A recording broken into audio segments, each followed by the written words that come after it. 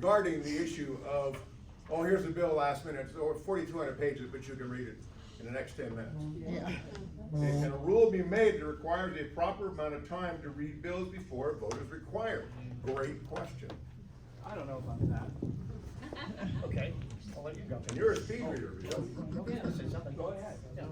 So, we're back to the bill I voted on. So the thing is, there's a multi-step process which prevents something being slipped through too quickly. So what you first have is what's called an RS, that's a routing slip, and that is the draft of the bill.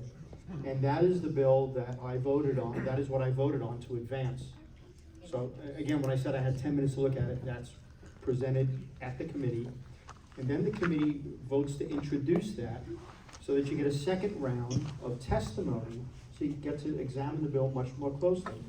And then the committee decides whether to send it to the floor or not, and how to send it to the floor. So they could send it to the floor of the House or the Senate. I guess you guys work the same way approximately. With a do pass recommendation, or send it with no recommendation. So there are several processes, there are several steps that a bill has to go through before it gets to the floor.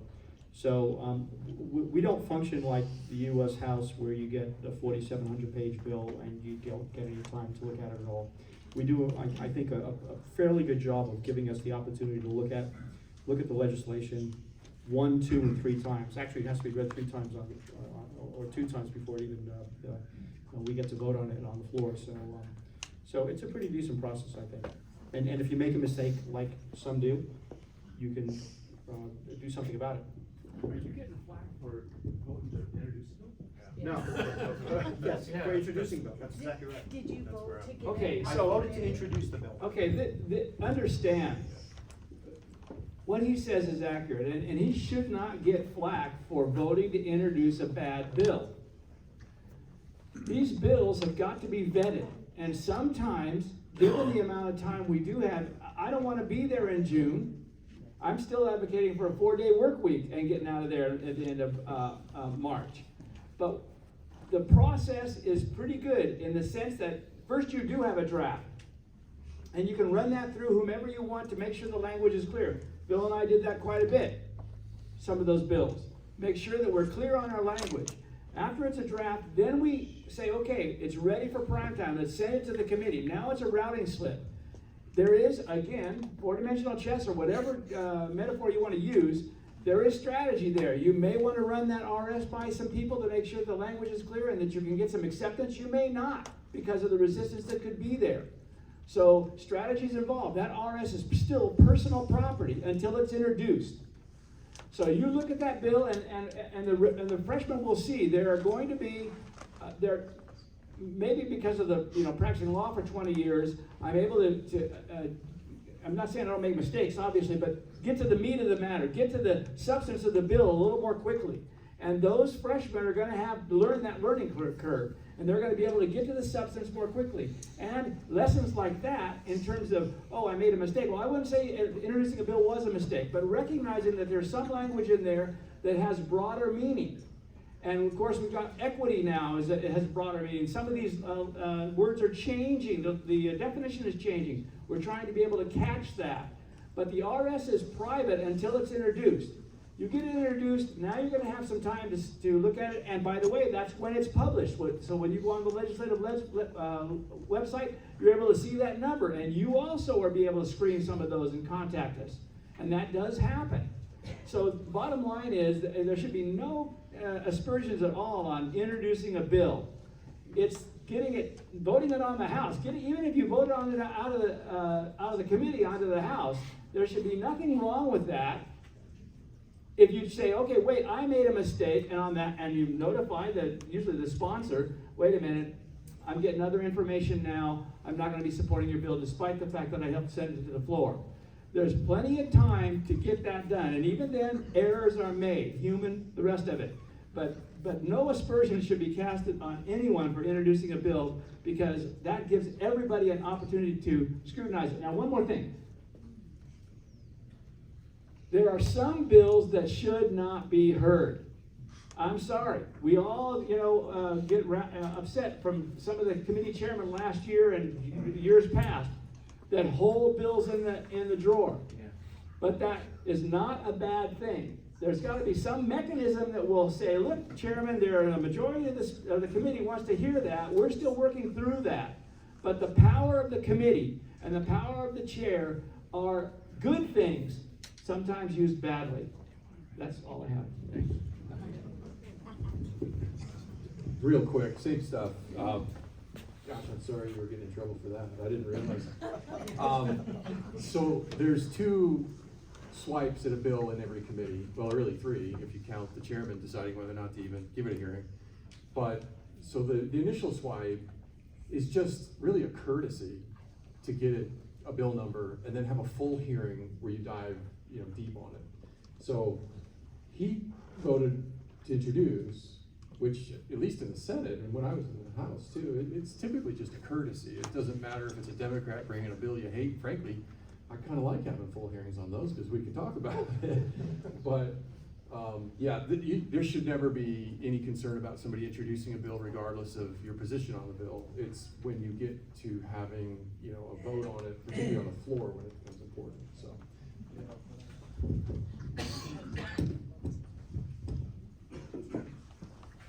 Okay, gang, what are your thoughts about moving the presidential primary from March to May? Yay or nay? No. Why? Go for it, Ben.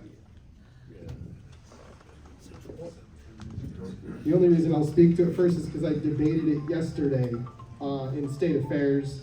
So I can see pros and cons to it, honestly. What I was a little frustrated with was that the correct process didn't take place. So historically, how it got to be March, there was the parties, both the Democratic Party and the Republican Party, and maybe others, I don't know, were consulted with, and then there was a bylaw that was actually made in the Republican Party to move it to March for the presidential primary, and that process has been fast-tracked, and there was instead of if let's say that the sponsors of the bill had talked to the Republican and Democrat Party back in December, then at the winter meeting, which took place, the Republican winter meeting, which took place in early January, they could have actually had the Republicans' opinion on it, but instead they waited until February and then they ran it really quickly. So my problem is more with the process. I think we don't have time to see all the ramifications. There's pros and cons. I do think it could save us some money to consolidate that. There's probably ways to save a lot more money by consolidating levy elections, but this, when it was brought to me, I was like, hey, the process hasn't been done correctly, and I was one of 2 senators in State Affairs that voted no on that bill.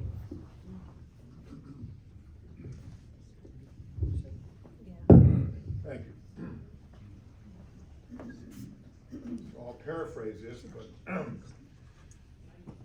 guess the non-governmental organization of human rights, they are going after the UN to go against the state's abortion ban as regarding the Dobbs decision.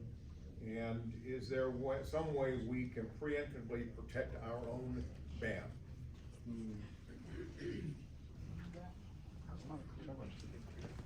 Say it again? Yes. It almost sounds like what Phil Hart's been dealing with. Is there some way to protect our ban on abortion from anything that the UN might try to do? Why do we care what they do?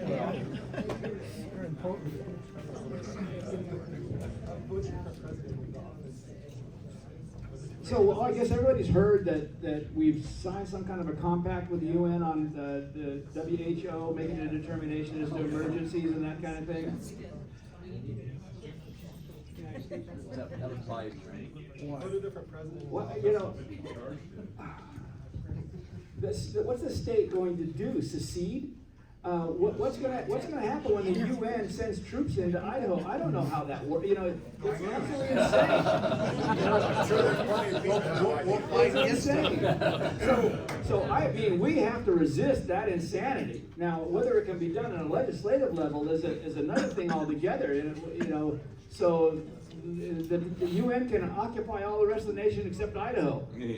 Okay, well, we're armed, I guess, that means, but, so, I'm not sure that legislatively anything can be done with respect to whatever they're arguing, that somehow, some kind of a compact with the UN can be enforceable. It's gotta be unconstitutional. It has to be unconstitutional, and the Supreme Court had better rule that way, whether or not they have jurisdiction, or standing, which is the reason they can blow, you know, we don't need to hear that, you don't have standing. Somebody's got to have standing, the Supreme Court's got to hear on that, and it cannot be constitutional. Right.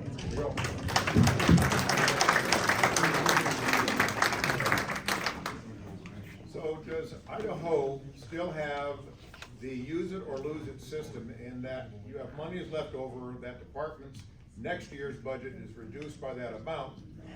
So they have, if that's the case, they have a spending spree to preserve their budget.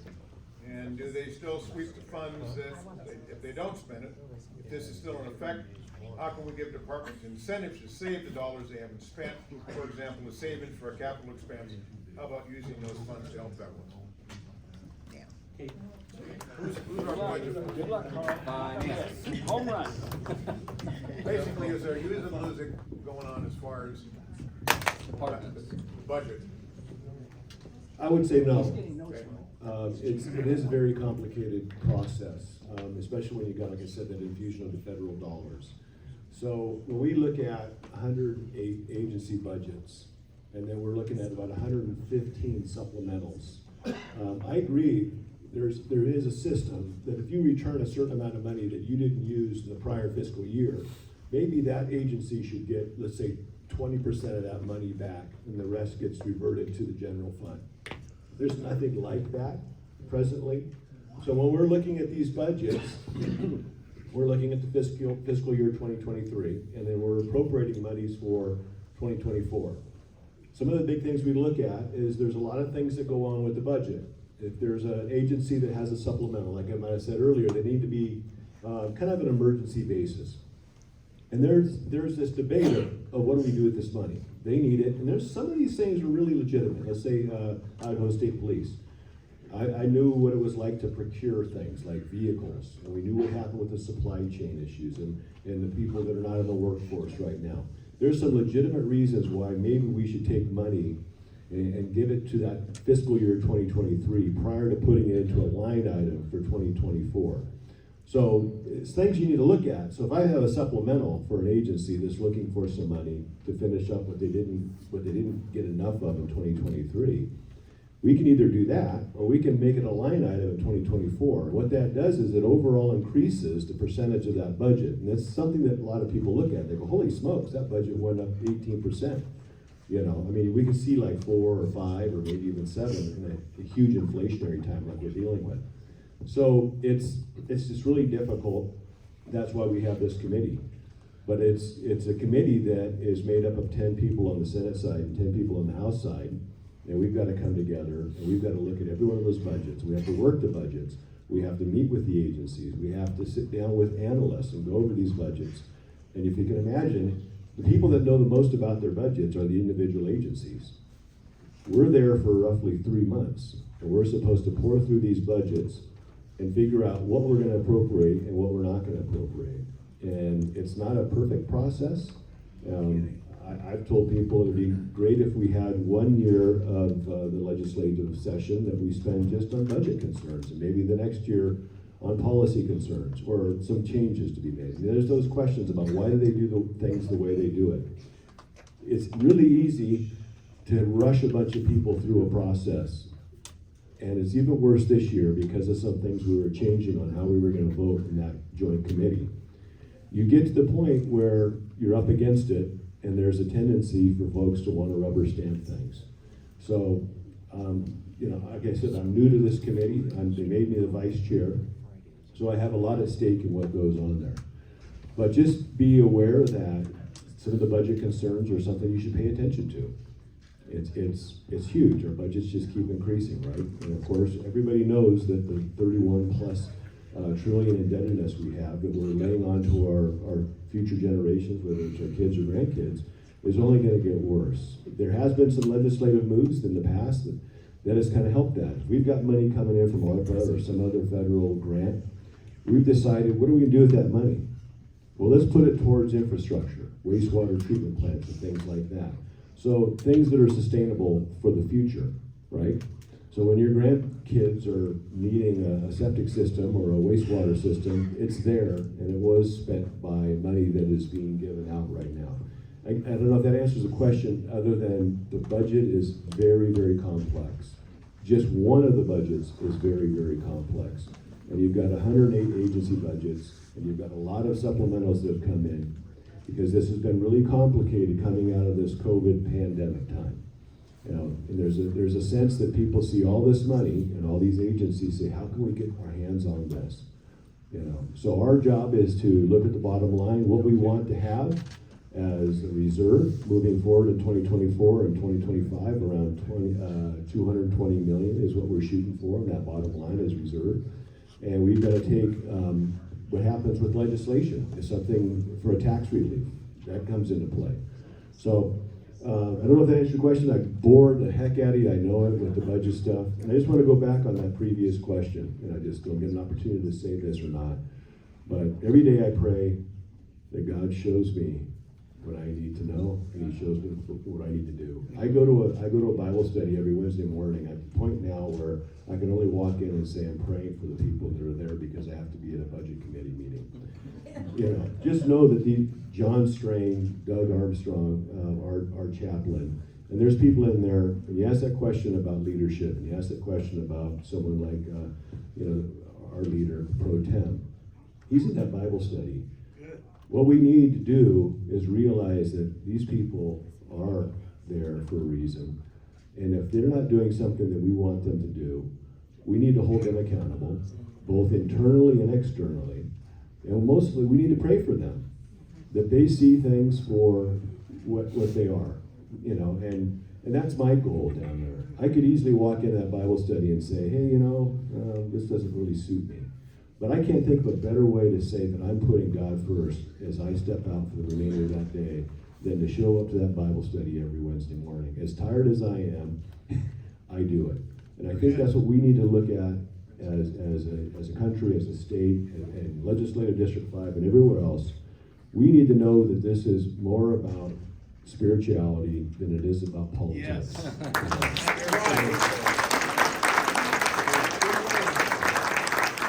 Taking that into account, keep your eye on the prize. You know, we're just walking through this time. You know, pray for those people and expect the most out of them and hold them accountable. But we're down there to not make enemies. We're down there to work hand in hand with people, some that don't see eye to eye with us, because we care about one thing more than just arguing down there and debating. We care about the future of Idaho. So that's why I'm there.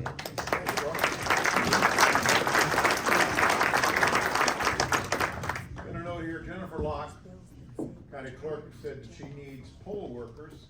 It's too late for the March election coming right up, but not for May and beyond. So if you are so moved that you'd like to be of service to this county and like to know more about it, then contact the county clerk's office. So this is interesting here. I hadn't heard this. Can those on the Education Committee talk about the legislator who resigned the committee after the HB 139 vote?